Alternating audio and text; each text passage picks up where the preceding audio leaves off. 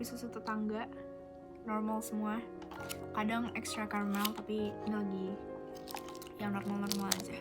Anyway, jadi gue kan bentar lagi mau UAS, tapi gue mau flashback dikit waktu gue UTS. Jadi ada matkul public speaking, yang dimana kita itu diminta untuk speech, terus kita dikasih 3 pilihan topik. Dan topik yang gue pilih adalah life philosophy. Sounds interesting, right? But before that, gue mau ngasih tahu dulu alasan kenapa gue milih topik life philosophy. Karena gue itu suka banget ngelakuin sesuatu yang dimana di dalamnya tuh gue bisa sambil belajar. Dan apa yang gue pelajarin ketika gue ngulik perihal filosofi hidup adalah gue mengenal diri gue lebih lagi.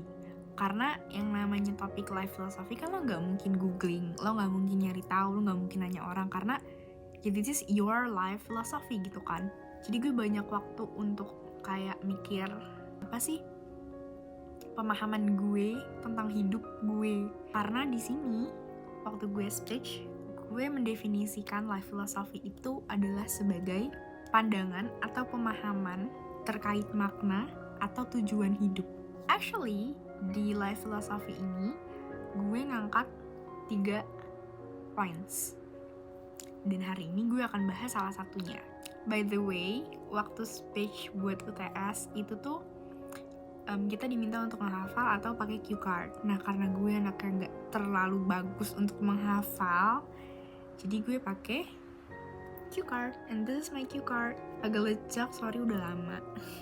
Filosofi hidup yang gue pilih untuk gue bahas di YouTube adalah stop comparing yourself to others.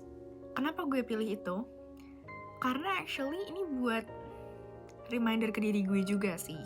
As we can see, di era social media ini kita banyak banget ngelihat everybody's lifestyle, kayak achievement mereka, what they were, what they have. Kenapa gue memilih untuk remind myself atau ngasih ini juga ke kalian untuk stop comparing yourself?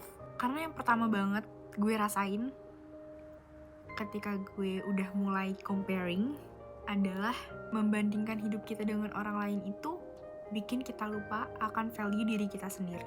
Karena kita selalu fokus sama apa yang dia punya, apa yang dia pakai, apa yang dia dapat, yang kita nggak punya dan kita nggak dapetin itu. Padahal mungkin ada beberapa hal yang kita punya dan dia juga punya. Dan apa yang kita lihat di social media pasti akan beda sama realitanya. Seenak-enaknya hidup selebgram, artis, influencer, you name it, pasti mereka juga ngalamin kesusahan, kegagalan, kegelisahan di dalam hidupnya.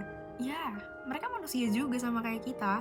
Dan ketika kita ngelihat apa yang mereka punya, kita fokus sama apa yang gak kita punya dari mereka, bikin kita lupa sama apa yang udah kita punya, apa yang kita punya dan orang lain gak punya, bikin kita lupa kalau misalkan kita udah cukup kok. We have to be grateful with our lives.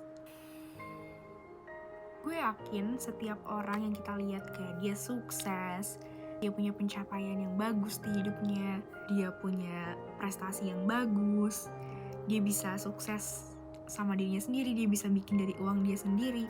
Gue yakin banget itu ke belakang hidupnya itu pasti ada perjuangan yang kita nggak tahu ceritanya kayak apa. Karena ya yang dia unjukin sekarang di sosial medianya dan di hidupnya ya pasti maunya ya kesenangan yang dia punya aja. Pasti mereka yang menunjukkan the best of them. Ya, kita juga pasti kayak gitu gak sih?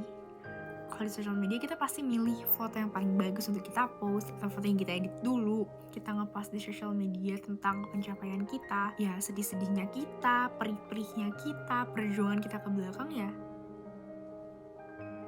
Yang gak dipost. Dari A sampai Z, paling yang dia post cuma ABC doang.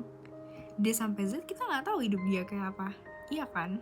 Makanya kalau misalkan kita ngelihat someone yang we adore, someone yang kita kira dia tuh keren banget, dia pinter, dia cantik, dia ganteng, dia keren, dia punya ini punya itu, ya udah, lo nonton, lo jadiin itu sebagai motivasi. Kadang-kadang gue juga nggak begitu setuju sama itu sih. Karena menurut gue, ketika kita mau improving ourselves atau mau upgrading ourselves, ya jangan diniatin untuk ngalahin orang lain gitu. Tapi ya dijadiin motivasi ya nggak apa-apa banget. Ya daripada dijadiin bahan buat insecure, di dalam hidup kita pasti punya kekurangan. Pasti. Gak ada hidup orang yang isinya bahagia terus, yang isinya dia berhasil mulu dari awal hidup sampai sekarang, sampai seterusnya berhasil mulu tuh gak ada. Setiap orang pasti punya kegagalannya sendiri, setiap orang punya ceritanya sendiri, punya momen sedihnya sendiri. Dan ketika mereka bahagia, ya mereka mau merayakan itu, dan gak apa-apa. Contohnya, flashback lagi, waktu gue gagal PTN. Ya, orang-orang gak tahu gue semati-matian apa belajar. Orang-orang gak tahu gue berapa kali begadang cuma buat belajar.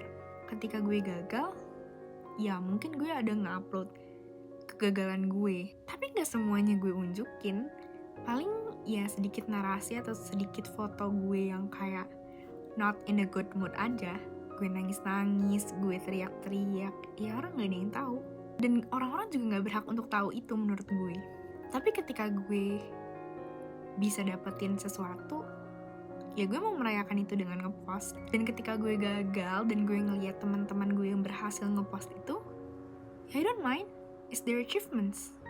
Mereka berhak untuk bahagiakan hal itu, mereka berhak untuk merayakan itu, dan teman-teman gue yang lain juga berhak untuk merayakan teman-teman gue yang berhasil. Why not? Kalau kita rasa mental kita kurang kuat, kalau kita rasa ngelihat orang lain bikin kita tambah sedih, just remove social media from your phone. Give it a time to yourself. Dan percaya sama gue, gak semua orang itu peduli sama hidup lo. It maybe sounds a little bit hurt, tapi at some moment itu juga bikin kita tenang. Karena kita tahu kalau misalkan, ya ngapain mikirin orang? Selama hal-hal yang lo post dan lo tayangin gak ngerugiin orang lain, ngapain mikirin orang lain? Gak apa-apa untuk merayakan diri sendiri, gak apa-apa banget. You have to do that. Tapi inget juga kalau misalkan ngelakuin sesuatu itu jangan berharap pembuktian. Lakuin yang terbaik bagi diri lo sendiri aja. Gue gak bisa bilang atau gue gak bisa mengajak kalian untuk stop insecure. Karena ya pasti dalam hidup kita pernah ngerasain insecure. Dan menurut gue gak apa-apa untuk ngerasain itu. Yang paling penting adalah gimana kita ngatasin diri kita sendiri ketika kita mengalami insecure. I'm not an expert, I'm not a professional, tapi kalau gue lagi ngalamin insecurities, biasanya gue ngelihat achievement yang udah gue dapetin, ngelihat diri gue yang happy ketika lagi ngaca, ngelihat kayak gue cantik banget. Gak ada yang salah kan? Gak ada salahnya muji diri sendiri. Yang salah itu ngejelekin orang lain. Dan jangan lupa juga untuk sadar sama value diri lo sendiri. Jangan lupa juga always appreciate what yourself did. Biar apa? Biar lo stop ngebandingin diri lo sama orang lain. Karena lo udah sadar kalau misalkan you're already enough. Gak apa-apa mau posting semua foto-foto lo yang ada di galeri. Gak apa-apa mau ngedit dulu. Gak apa-apa mau post keberhasilan lo. Gak apa-apa untuk post semua outfit lo yang lo pakai. If you like it, just post it. Gak usah mikirin orang lain, gak usah mikirin komentar orang lain. Karena this life is yours,